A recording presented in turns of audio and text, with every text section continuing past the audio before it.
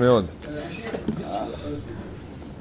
יאללה. J'ai fait exactement ce que vous m'avez dit. Hein? J'ai fait ce que vous m'avez dit. Et elle m'a dit, bon, on va le voir demain. On va le voir tout à l'heure aussi. בוקר טוב. Bokero. בשם השם, נעשה, נצליח ונרוויח בעזרת השם יתברך en cette belle journée de jeudi 8 du mois de septembre et Yud-Bet du mois de Elul. On avance à grands pas vers Rosh Hashanah.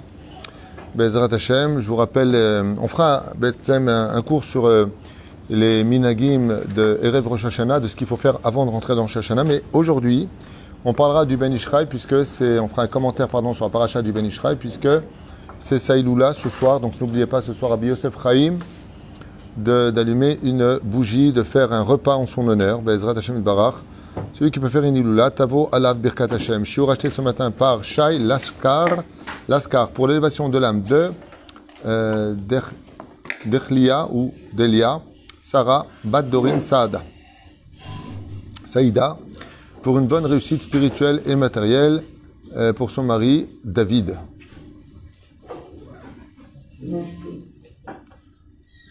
Bezrat Hashem Barach, Shakadosh Baruch Hu, Yivrech Oto Bechol Asher Lo. Et que le mérite de cette étude, Tagen Ba'ado Bechol Asher Lo Be'ezrat Hashem, ainsi que tous nos tormim, que Dieu vous bénisse, celui aussi qui a acheté le shiur. Hein?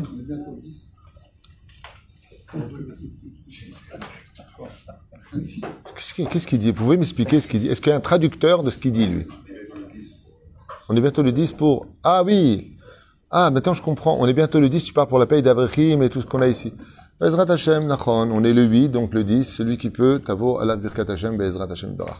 Comme on a deux cours à faire, on commence tout de suite à propos du verset Ki tivne ba'it chadash vasitam akel egagecha ketev ben Ishraï. Toujours à propos de cette mitzvah, c'est marrant que cette mitzvah-là vraiment tient à cœur à tous nos commentateurs, à savoir de faire une barrière de protection sur le toit de nos demeures.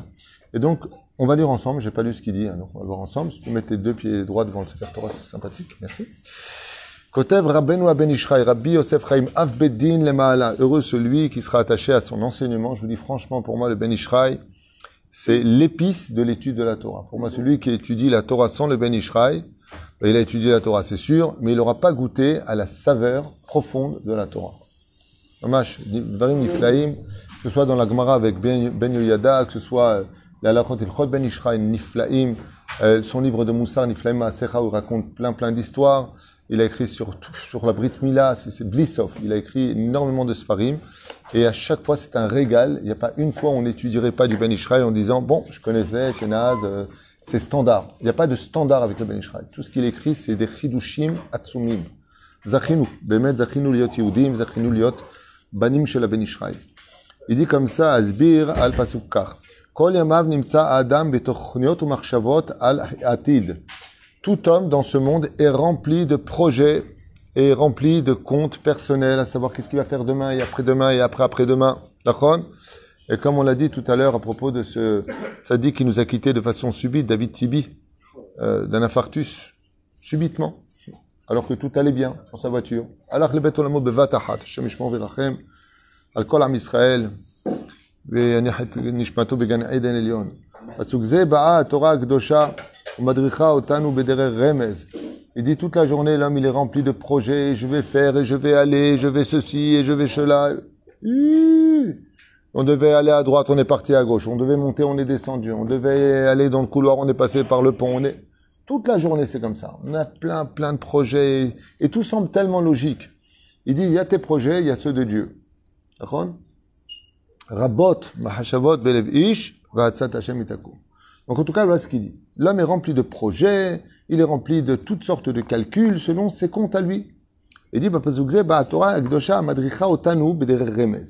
Et ce verset-là, tu feras une barrière au-dessus de ton toit pour ne pas tomber quand tu seras sur le toit. Quand viendra à ton esprit des pensées ou des programmes à faire, la tid pour le futur, l'if'ol ve'la'asot, afin d'être mis en application et de les faire, asva asita ma'akel egagecha, tu mettras une barrière. Donc vous voyez que le Ben Ishraï, une fois de plus, nous apporte un autre idouche. C'est pas simplement qu'un homme doit porter le chapeau qui fait une espèce de barrière, qu'il doit avoir une barrière autour de ses pensées pour ne pas laisser entrer l'impureté et polluer son esprit, mais il parle aussi des projets de l'homme. Maran Ben Ishraï. Il dit qu'il y a un rapport, un remède qui est fait ici, sur les programmes qu'un homme pourrait se mettre en application. שתעלה בדעתך המחשבה. כלומר, התורה מודיעה ומגלה כי אנשים רבים תוכננו לעשות מעשים גדולים. Beaucoup parmi des grands ou petites personnes de la société ont prévu de faire de grandes choses ou même des petites choses, de construire, de l'ambition de faire telle et telle chose, d'arriver à tel et tel chiffre, d'acheter telle et telle maison. Pour réussir et avancer dans la vie. Azivdu et akol. Et non seulement ils n'ont pas progressé dans certains cas, mais ils peuvent même, chas v'shalom, aller jusqu'à tout perdre. Et de l'autre côté, on voit le contraire. Il y a des gens qui ont voulu, ils ont tout fait. Mais quand je vous dis tout, c'est tout. La ishtadout la plus totale. Rien. Le jour où ils ont laissé tomber, ce qu'ils ont voulu est arrivé à grands pas. Ça me rappelle deux guerres. Pour vous expliquer ça, je voudrais donner une allusion sur deux guerres. La guerre des 6 jours qui est un miracle absolu et qui malheureusement, à cause de personnes ignorantes en spiritualité et en Torah, ont traduit, si vous regardez les archives, des informations après la guerre des 6 jours, pas une seule fois, Baruch Hashem, Toda Rabba Hashem, Kloum. Kloum. Les gauchistes se sont levés et ont tout mis sur le fait du hasard, de la chance, de la préparation, mais des trucs de malade. Il n'y a pas une seule fois Hachem, alors que les Arabes ont dit ouvertement pendant la guerre des 6 jours, si vous n'aviez pas Dieu avec vous, on vous aurait tué. C'est-à-dire, eux, ils l'ont vu. Nous, on l'a pas vu. C'est alors, c'est marrant que tu dis ça, parce que dans les informations, sur Internet, c'est marqué que le Pentagone, pour la guerre des 6 jours, a dit, il n'y a rien de conventionnel dans cette guerre, elle est surnaturelle. C'est l'analyse du Pentagone. Mais chez nous, les abrutis de notre peuple, faut vérifier si leur mère est juive, ceci étant, Dieu n'y est pour rien. Qu'est-ce que fait Hachem? Il envoie la guerre de Kippour. Et là, par contre, aux informations, un silence total. Pourquoi? Parce qu'à la guerre de Kippour, on était tous sous les talites. Dieu, il te montre, tu veux pas me voir à travers, quand je suis à côté de toi, toi qui es soldat d'Israël. Alors, qu'est-ce que tu diras le jour de Kippour?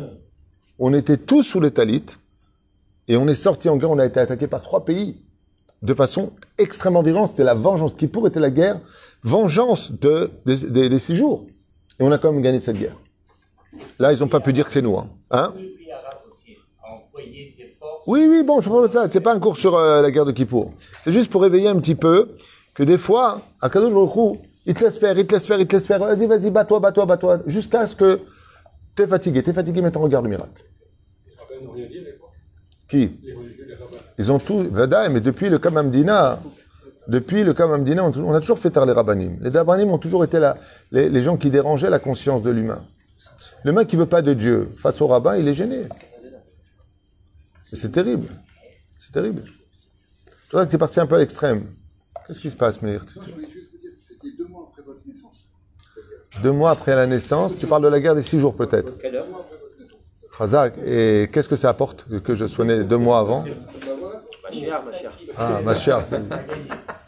Donc je suis né 2 mois avant la guerre des 6 jours, donc tu veux dire depuis que je suis né, j'ai apporté la guerre. C'est ça que tu entends. Arrivdu et akol ou madoua, mnej libru yoter, midai ala davar. Et qu'est-ce qui se passe? Pourquoi est-ce qu'un homme, dit le Ben Ishraï, des fois il a plein de projets, il a plein de choses à faire, et non seulement ça se fait pas, mais il perd tout.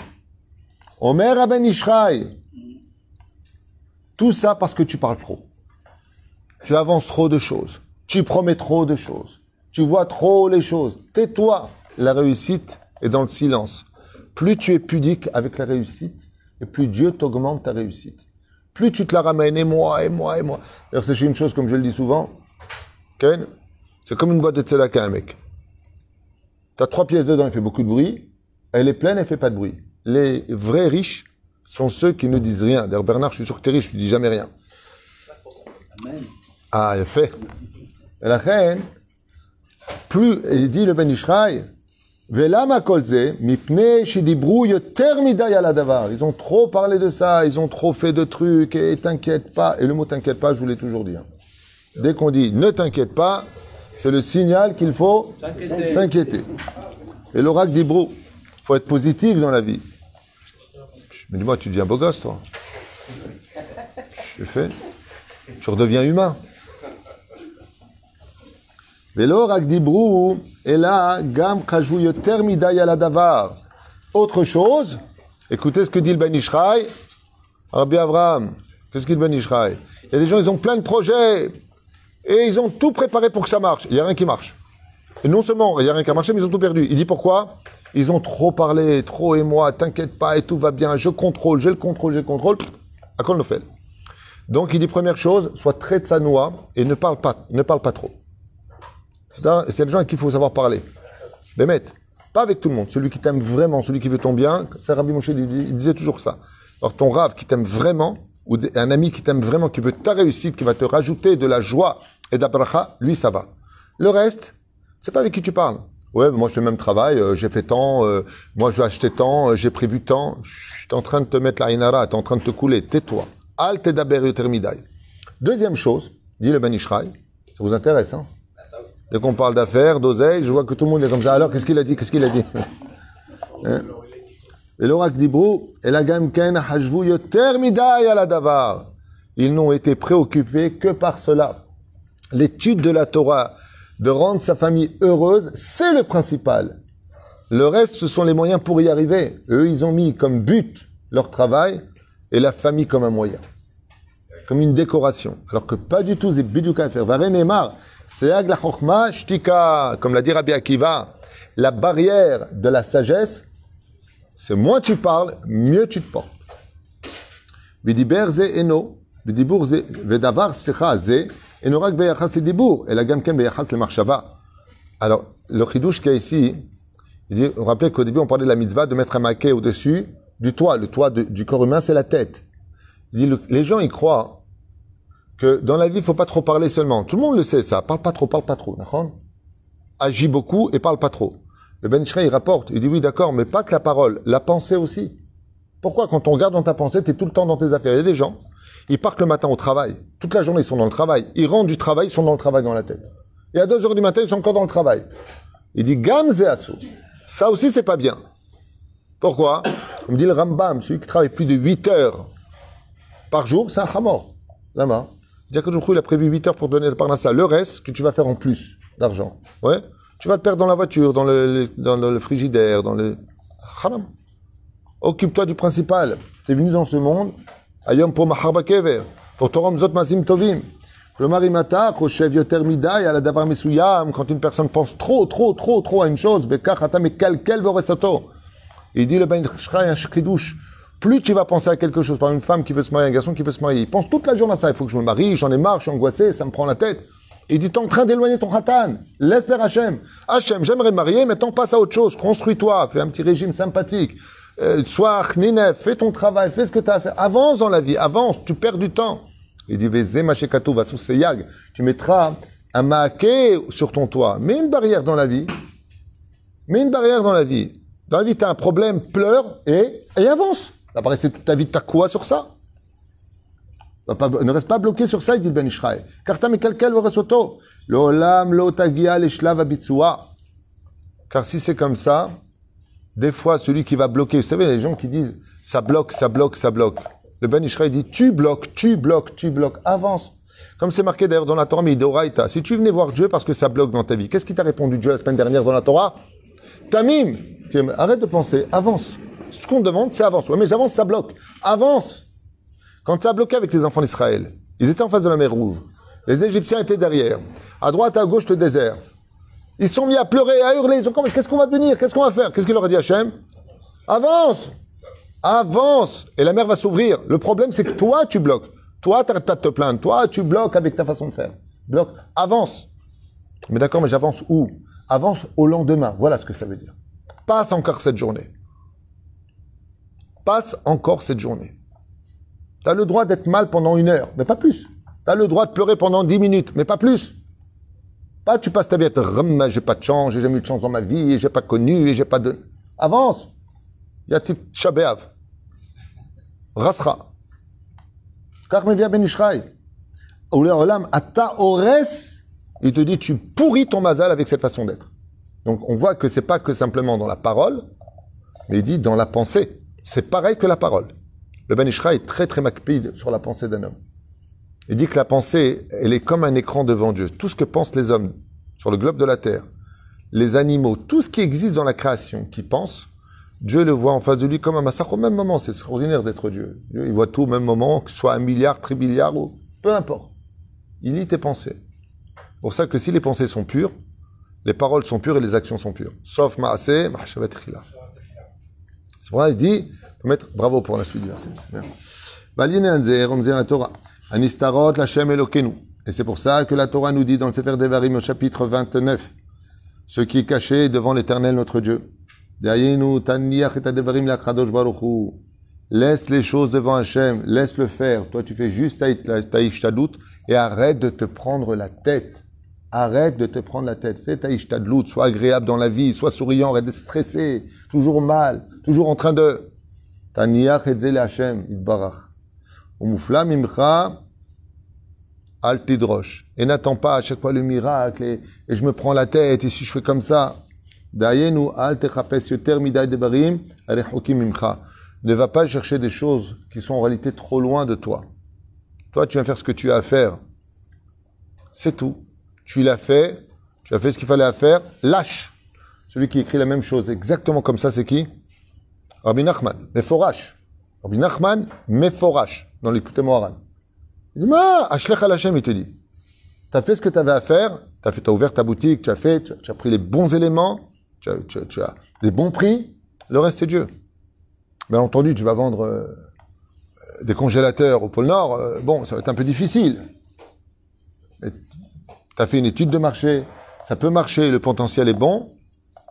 C'est que la majeure partie des gens, quand je vais en faire un cours, ma femme m'a dit quand est-ce que je vais faire ce cours hier, la majeure partie des gens ont vécu des échecs, pas parce que c'est un échec, parce qu'ils ont mis la barre très haut. Et qui t'a dit de les mettre en haut? Tiens, les mecs sont fixés, il faut que je fasse 100 000 shekels par mois. Qui t'a dit que tu dois prendre 100 000? Ouais, ça marche pas, je fais à peine 40 000, mais c'est vachement beau. Non? Ouais, mais c'est pas ce que je voulais. Qui t'a dit qu'il faut mettre la barre à haut? Baruch Hashem. C'est comme pour le mariage. Une femme vient me voir un jour et me dit, Rav Tutu, il faut absolument que je me marie. J'ai bien le mot, absolument que je me marie. Je sais, qu'est-ce qui se passe si absolument tu te maries? Bon, j'ai dit, écoute, j'écoute. Elle me dit, je veux qu'il soit comme ça. Le mec, elle m'a sorti, elle m'a fait un mec parfait. J'aime pas quand il est trop petit, il faut pas qu'il soit gros, il faut qu'il ait une bonne situation. Ouais, il faut qu'il soit intéressant. Et j'ai regardé comme ça et je lui ai dit, qu'est-ce que vous donnez? Vous êtes la fille de Rothschild, vous êtes tunisienne, vous avez... Bon, tunisienne, c'est pas obligé, peut être algérienne, marocaine, ou ashkénaze, peu importe. Non, mais je veux dire, et vous donnez quoi? Elle m'a dit, mais moi, je suis super. Je dis, avec un mec comme ça, vous ne pouvez être que super, madame. Vous êtes peut-être un peu trop haut. Non, parce que je veux pas vous parler de vous, mais enfin... Il y a quoi? Vous n'êtes pas une bombe, il n'y a pas ceci, il n'y a pas cela. Elle me dit, ouais, en plus de ça, j'ai une maladie, au fait, je voulais vous dire. Ah bah, en plus. Ah, mais pas la barre trop haut. Prends un khatan qui, Bezrat Hashem, chaque marmite a son couvercle. Ah bah, je boule. Ah. Car ne crois pas qu'il n'y a que la parole qui pourrit le mazal. Et là, gam ken marshava mekalkelet. La pensée aussi, elle pourrit quand quelqu'un se prend trop la tête. Il se prend la tête, et il se prend la tête, et il se prend la tête. Vous savez qui est souvent le plus malade? L'hypochondriaque. C'est quoi l'hypochondriaque? C'est quelqu'un qui est persuadé qu'il a toutes les maladies du monde chez lui. Dès que tu lui fais microbe, je dois avoir microbe. Il a mal à la tête, ça y est, j'ai le truc dans la tête.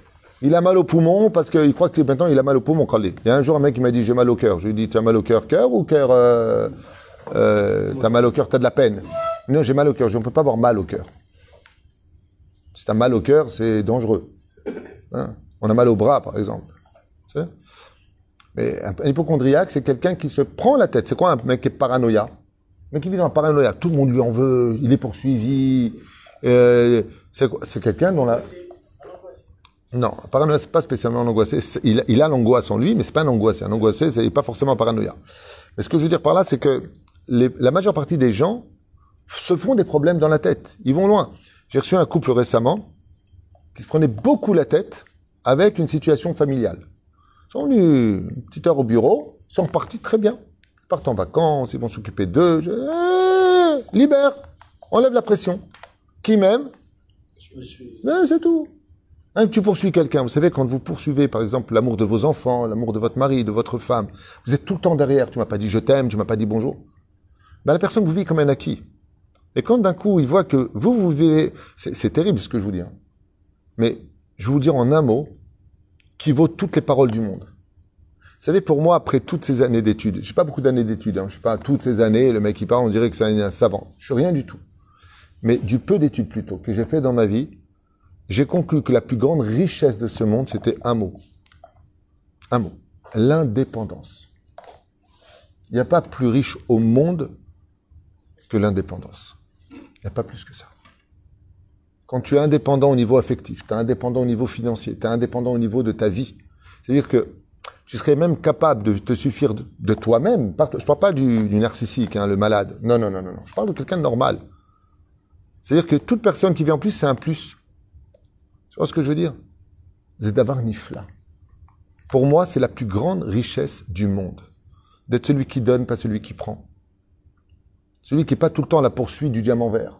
Toujours à la poursuite de donne-moi et prête-moi. Ça fait bien que c'est pas bien, c'est pas ce que je suis en train de dire. Ben, l'indépendance, même affectif, waouh. C'est-à-dire que c'est toujours toi qu'on vient chercher, c'est pas toi qui vas chercher. Ça me fait beaucoup de peine au niveau psychologique. C'est tous les réseaux là. Tu veux être mon ami? J'ai 5000 amis. Il n'en connaît pas un seul. Hein.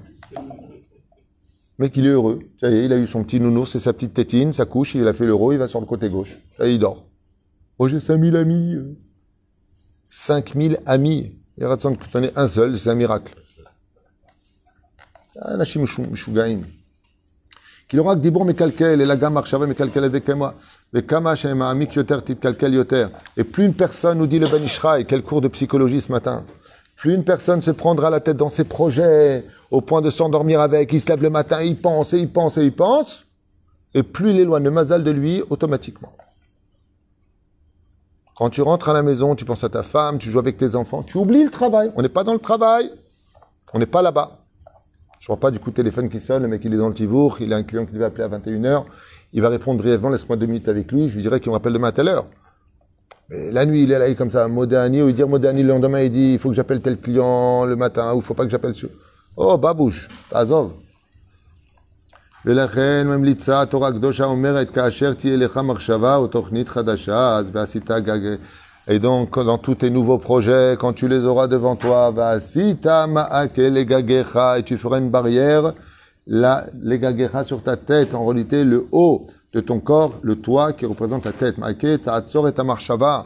Cesse, ne te prends pas la tête en 2 mots. Arrête de te prendre la tête, tu te pourris la vie. Arrête, arrête. Et c'est pareil, c'est vrai qu'il y a des nouvelles qui sont extrêmement difficiles. Encore hier, une femme en France m'appelait pour m'apprendre que sa fille était partie avec un musulman pour se marier avec, pour vivre avec. Et toute la journée, j'entends ça en France. Toute la journée. Shem Erahem Ishmor. Je lui dis, madame, vous avez fait ce que vous aviez à faire. Vous parlez à son cœur, vous lui donnez autant d'amour que l'autre lui en donne. Votre porte reste toujours ouverte. Bezrat Hashem. Vous avez prié pour elle, vous pleurez encore, mettez de la tzedaka, faites un tikkun, akol tov yafé. Une fois que c'est fait, qu'est-ce que tu fais? Tu traces. Elle est majeure et vaccinée, elle a fait un choix. Hashem Yishmor Virachem, tant pis pour elle. Manasseh. Maintenant, tu vas te pourrir ta vie à toi. Vous savez quand est-ce que des enfants écoutent les parents? Ben, quand les parents sont des soleils. Quand les parents sont des soleils, quand ça brille plus dans ta maison que dans la leur, imaginez la fille elle vit avec un étranger qui lui interdit par la Torah, bien sûr, Ken. Elle vit avec un étranger. Quand elle va chez ses parents, ça n'arrête pas d'hurler, de s'insulter, Et chez elle, par contre, avec l'étranger, ça se passe super bien. Elle te dit, ben écoute, peut-être que moi, je vis avec un Issour, mais nous, on a le shalom. Mais vous, c'est la guerre. Alors, ce qu'elle ne sait pas, c'est qu'il y aura souvent le shalom, parce que ce que veut l'Etzera, c'est qu'elle reste toute sa vie là-bas pour qu'elle perde son monde futur. Aval, zéro. Moi, je me rappelle quand j'ai coulé mes affaires à cause de l'antifada à l'époque, en Israël, on m'a dit, qu'est-ce que tu vas devenir? Je vais aller étudier. Comment tu vas vivre? Je dis, Dieu, il sait ce qu'il a à faire. Moi, j'ai fait ma Ishtadlout, à l'époque, ça a explosé malheureusement les bus. Il y avait beaucoup d'attentats à Jérusalem, Ben, je suis parti étudier à Gilo, après, on a créé Auréliao à Jérusalem. On a avancé, et aujourd'hui, je suis là. Oui. Je suis vivant, Koltov. Et j'ai perdu beaucoup d'argent. Beaucoup. Beaucoup, beaucoup, beaucoup. Et alors? Eh ben, j'ai mangé quand même. Pas se prendre la tête. C'est ce que j'ai dit. J'ai dit à l'époque, ben, Hachem, il veut que je retourne à l'étude apparemment. Il m'a bloqué les robinets ici. Bon, il y a beaucoup qui avaient fermé à l'époque, mais bon. C'est un matza. Tu pleures un petit coup. Hein? Tu pleures, hein, tu pleures. Tu es beau des doutes. Tu dis pas pourquoi. Faut pas dire pourquoi Dieu, parce qu'après il peut prendre ce monde, il va dire viens, je te dis pourquoi, parce que je t'explique. Je dis pas pourquoi, tu gamzol et tova, bezrat Hashem, je t'abartimo. Quand Dieu ferme une porte, c'est parce qu'il en ouvre une plus belle. Et grâce au fait que j'ai fermé mes affaires en 1999-2000, je suis retourné Baruch Hashem, parce que avant j'étais Baruch Yeshiva, je suis retourné à l'étude de la Torah, et aujourd'hui je suis avec vous. Bah, l'otov. Tu sais combien je bénis Baruch Hashem la fermeture de mes affaires? Toda la el, toda Boreolam. Rien que du bonheur. Seulement, il faut être patient. Il ne faut pas se prendre la tête. Je n'ai pas dit que tu pleures. Moi, je dis toujours, l'autre, il m'a dit, il faut se comporter comme un bébé. Je dis, pourquoi comme un bébé? Il m'a dit, tu dors 1 heure, tu pleures 2 heures. Tu dors 1 heure, tu pleures 2 heures. C'est ma chas shalom. Dors bien. Zamatzav. Et beaucoup font cette erreur terrible. Que le Yetzerara leur donne constamment ces pensées non-stop, de penser, de se prendre la tête, et de penser, et de se prendre la tête, et comment je vais faire, et comment je vais faire ceci, et comment je vais faire cela. D'abord, parle avec le Créateur du monde. Une fois que tu as parlé, tu as fait ce que tu avais à faire, tout ta ishtaldout, ça veut dire que tu fais rien. Tu as fait ce que tu avais à faire, tu t'es emprunté l'argent pour rembourser au temps et en heure, tu as fait ce que... Va dormir, repose-toi, demain c'est la prière. Des Pérouches alors. Très belle histoire que j'avais racontée il y a plusieurs années de ça, hein, d'un copain qui était devenu malade à cause d'un problème financier. Mais quand je vous dis malade, c'est malade. Il s'est fait un ulcère, il est arrivé presque au divorce avec sa femme. Une catastrophe. Pendant 6 mois, il a pratiquement pas fermé les yeux, on aurait dit un drogué dehors, tellement il était mal psychologiquement. Et Mina Shamaïm et Tachamaït Azot, à cette époque-là, il savait pas que son oncle l'avait mis dans son héritage pour 300 000 euros. Il a touché, au bout de 2 mois, on lui a annoncé qu'il allait prendre 300 000 euros. Il est devenu heureux. Je lui ai dit une phrase à ce garçon. C'est pas dommage pour les 6 mois que tu as passé dans ton état. Il m'a dit, ah, si j'avais su, j'aurais pas été comme ça, hein. Je lui ai dit, ben, tu vois, ça s'appelle la Emouna. Le jour où tu as eu tes affaires qui ont coulé, que tu as commencé à galérer, Dieu t'a déjà préparé que ton oncle, il a eu l'idée de te marquer. Alors oui, mais je savais pas. Pourquoi Dieu le dit pas? Je sais pas, parce que si te le dit, t'as plus besoin d'Emouna, en douille. Te prends pas la tête. À Kol Tov. Nous, on doit bientôt construire, Bezrat Hashem, on va creuser un immeuble. Le premier chèque que je dois faire, il est de 10 millions de shekels. Le premier chèque. On a à peine 5 qu'on a ramassé. À peine. Avec tous les frais, les mandessim et l'architecte. Ok? Vous croyez que je me prends la tête? Comment je vais faire? Dieu, il fera ce qu'il faut. Et vous aussi. On va y arriver ensemble. Mais bébé, j'ai jamais été mal. Même ma femme me pose la question. Non, à Kol Tov. C'est pas en mon honneur que je fais, c'est pas ma maison que je construis, c'est la maison d'Hachem. Hachem Yazor. Ani lo doeg. Assour li dog. Mishem Amin. C'est ma chou kotev. Tafsik im ze mazika yot shei davar rek. En bo mamash. Arzo i te'out. Qui est la marchava. Les gens, il dit comme ça pour finir, ne font pas attention à la valeur de la pensée, alors que la pensée est l'essentiel pour Hachem. Au point qu'une personne qui a une bonne pensée pour faire une mitzvah et qui ne peut pas la faire, lui est considéré comme si qu'il avait fait dans l'action. Qu'il a marché yesh koach gadol yoter. Il faut savoir que la pensée est extrêmement puissante car elle représente la neshama du juif. Ben mashpiot lorak ala adam atzmo et la gomme la sovimoto. Il faut savoir que la pensée est si importante qu'elle est une énergie qui influence pas simplement sur l'état d'âme de l'homme ou de sa santé, mais elle exprime aussi son importance aux gens qui sont autour de lui. C'est-à-dire quelqu'un qui a des mauvaises pensées peut influencer autour de lui des gens, il dit le Ben Ishraï. Il dit, sache que la pensée va jusqu'au mazal personnel d'un homme. Pense bien, d'ailleurs c'est marrant parce que tout le monde le dit, pas agis bien, pense bien et tout ira bien. C'est exactement ce que nous dit ici, hein? C'est la base de tout, les bonnes pensées. C'est pour ça qu'il faut toujours être, pas simplement, moi ça me tue ces gens qui disent, Bezrat Hashem, ça va aller. Au niveau de la pensée, ils ne pensent pas du tout comme ça, ils se voient déjà ruinés, enterrés vivants, mais au niveau de la parole, ils le disent. Le Ben Ishraï dit, c'est le contraire. La personne elle va te dire, bon, si Dieu veut, j'espère que, voilà, on tiendra. Mais dans sa tête, bien sûr qu'on va tenir. Zé à Koar Shala Marshava. Pour moi, ce shiur, il est très important. Je vous demande vraiment de le partager parce qu'il répond à tellement de choses. C'est-à-dire, dès qu'il y a des problèmes, je dis pas qu'il n'y a pas de sorcellerie qui est faite en ce moment. Il y a beaucoup de gens qui font du shror. Mais dès qu'il y a un problème, c'est l'autre, c'est la inara, c'est la sorcellerie. Mais peut-être que c'est tes pensées qui sont pourries. Peut-être que tu devrais te remettre en question. Ken? Je comprends ce que vous dites par rapport au Ben Ishraï, mais quelque part, il y a quelque chose qui nous dérange. L'idée qui est la pensée d'exprimer pour exprimer relève de la pensée consciente. Il y a une part énorme, considérable de la pensée qui est inconsciente. Qu'on le veuille ou pas, quelque chose. On parle ici de la pensée consciente. Conscient, Voilà. Non, alors, pour répondre à ta question, il y a le conscient subconscient qui sont des pensées. Mais on ne le sait pas, de la conscience. Alors, ce que tu sais pas, tu sais pas. On parle ici, le Ben Ishraï dit de la pensée consciente. Superficielle. Malgré tout, alors, elle est superficielle. Non, le Ben Ishraï dit que c'est le Ikar. La pensée consciente est le Ikar. Je donne un exemple. Tu te prends la tête avec quelqu'un, pas toi. Une personne se prend la tête avec l'autre. Et l'autre lui dit, moi, j'avais pas pensé comme ça, je m'excuse. C'était inconscient ce que j'ai fait. C'est ce qu'on appelle, j'ai été maladroit. Tu verras que le shalom se refait très vite. C'est-à-dire que très souvent, dans les disputes, il y a une question à poser qu'on ne pose jamais. Est-ce que c'était conscient ou pas? Quand c'est pas conscient, on pardonne. Quand c'est conscient, alors, comme on le dit, il a fait en toute conscience. Et de faire quelque chose en toute confiance te rend totalement responsable de ton agissement. C'est ça. C'est pour ça qu'un gosse, il fait une bêtise, bon, bah, c'est un gosse. Pas parce qu'il t'a pas dit bonjour ou qu'il t'a acheté c'est un objet, il t'a acheté un objet sur le visage. L'enfant, il a 2-3 ans. Bah, c'est pas bien ce qu'il a fait, faut l'éduquer, mais il est inconscient. Quand il va avoir 10 ans, tu sais que tu m'as jeté un truc ici, il va demander pardon, j'ai pas fait exprès, quel âge j'avais 2 ans et demi. Bon. Quoique aujourd'hui, en 2022, t'as 3 ans, t'as des ingénieurs, mais bon. Juste qu'on comprenne qu'il y a le conscient et le subconscient. Le subconscient, on ne peut pas l'atteindre. C'est pour ça que la hitbodedut ou la méditation permet cet équilibre entre le subconscient et le conscient. C'est-à-dire, il y a la marshava théora qui s'appelle le subconscient, et il y a la marshava qu'on appelle la neshama qui est renouvelée au ruach, qui elle, par contre, appartient au conscient. C'est pour ça que le ruach fait l'aller-retour. C'est la différence au niveau kabbalistique. Baruch Adonai l'olam amen.